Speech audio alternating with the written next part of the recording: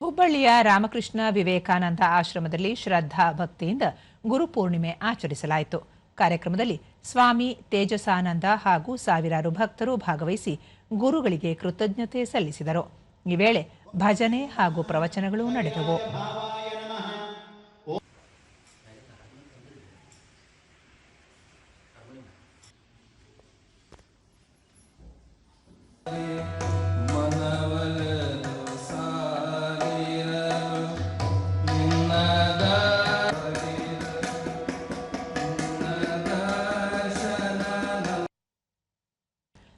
ದೂರದರ್ಶನದೊಂದಿಗೆ ಸ್ವಾಮಿ ತೇಜಸಾನಂದ, ಗುರುಪೂರ್ಣಿಮೆ ಪ್ರತಿಯೊಬ್ಬರ ಜೀವನದಲ್ಲಿ ಅತ್ಯಂತ ಮಹತ್ವದ ದಿನವಾಗಿದೆ.